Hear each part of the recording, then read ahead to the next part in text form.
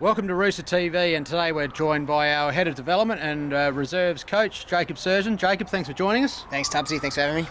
Obviously, first off, we'll get through the games from the weekend. The Rezzies, with a very, very young side in, come up against a very good Woodville West Torrens team, and they dismantled us pretty comfortably.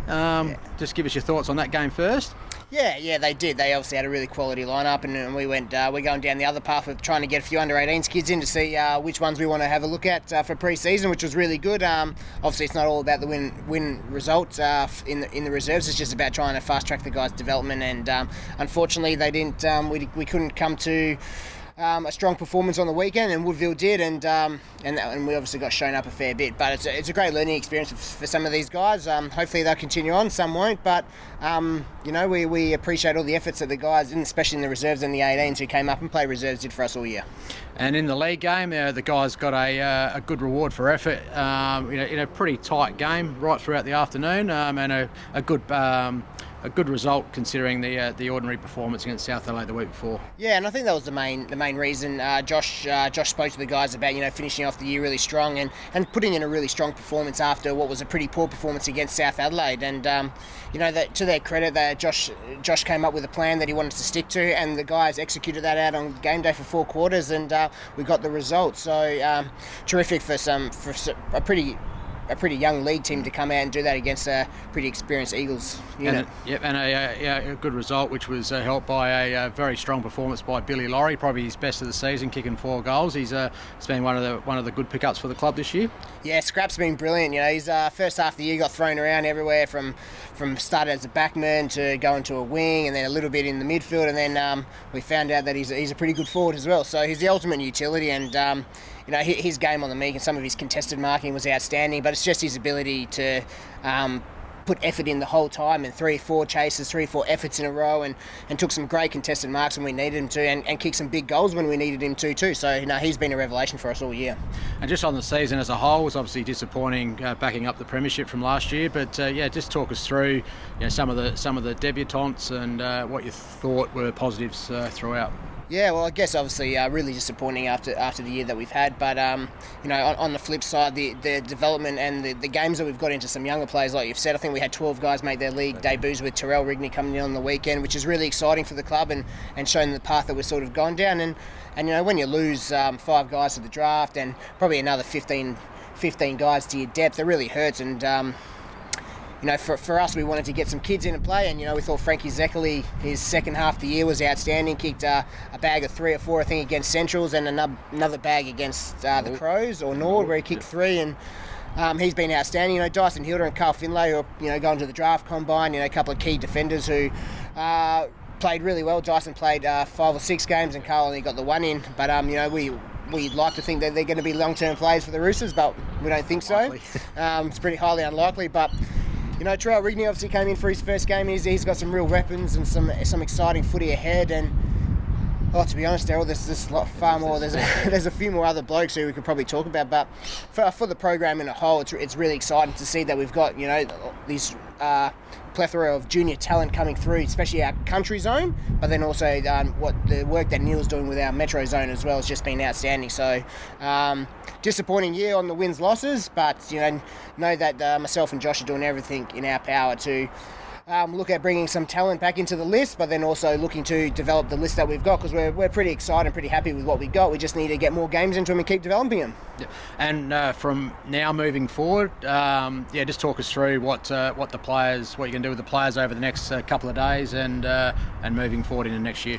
Yeah, well, we've already started a few exit meetings with some of the senior players on our list, and we'll work through that process in the next week or 2 as guys finish work and stuff, and we'll obviously just go through our exit strategy with the guys, and then obviously heavy into recruiting players to bring into our footy club for this year.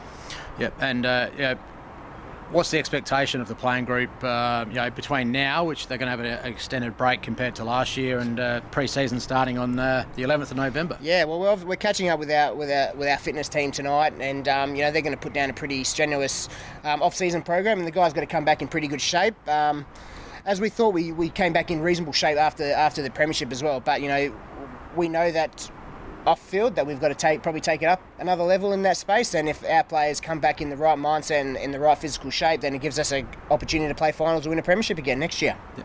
And we have the Barry Robberin Club Champion Award on Friday the 11th of October. There are tickets available at the club if you are keen to come along and see who takes out the Barry Robberin medal this year. Just give us a few predictions, some names that will figure heavily on the night. Well, I think Jared Allman's had an outstanding year out on the wing, and he's played on the half-back line as well. You can never go past Aiden Tropiano. He's just an inside bull, and he's been like that for 2 years with us. I think Tanner Smith's had a pretty consistent year. Tommy Schwartz, who just gets the job done week in, week out. I would say even Mitch Harvey's back into the year when he went into the ruck. He was outstanding for us. So it's going to be a pretty tight count. And but my money, I would say, is probably going to go on Trop.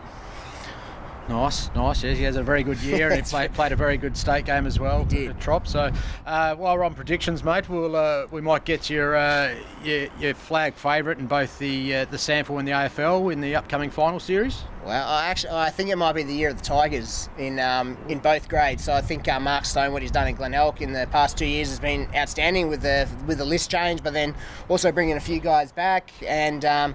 Their forward line is just as dangerous as any other forward line. They've got a strong midfield core, and Curran and Maxi Proud down back are just two great leaders who just set them up from behind. So I would say it'd be the Tigers in the SANFL, and AFL would probably be the Tigers as well. They just they got it done against Brisbane pretty comfortably on the weekend. I thought they played pretty well and really exciting football. And I think they play finals football. They're just all about forward momentum and territory. And their quick little half forwards get up and down the ground all day. So I don't think any other team will be able to match them. Yeah. And just lastly, just a few words on the team behind the team, the support staff, medical, the water boys, the backroom boys, on what they bring right throughout the season. Yeah, those guys are outstanding. They're the heart and soul of any football club, and Mudguards and Wooney from doing all the boot studying, and those guys. Muddy's in here at 12 o'clock every training day, cleaning the boots, getting the boots ready for everybody.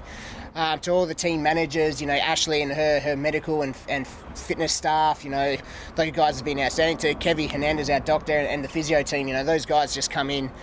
And they do it for the love of the football club. They don't get paid a huge amount of money. They just do it because they want to be around the guys and they want to be around a football environment. And it's anybody out there who watches the video who wants to get involved in the North Adelaide Footy Club. It's a great great club to be part around, and all the players love having the fitness staff or any sort of staff around to get around them and have a yarn with. And that's what it's all about. And that's why footy clubs are such great places. Thanks, Surj. Doing great work in the space of development, and we've seen a lot of those kids coming through. Take their game to the next level, and hopefully they continue to do that. So, on parting, it's a disappointing year, but as mentioned before, we've got our club champion award on Friday the 11th. If you want to come along and see that, if not, enjoy the break, and we hope to see you all next season in the red and white, where we come back bigger and better. Thank you.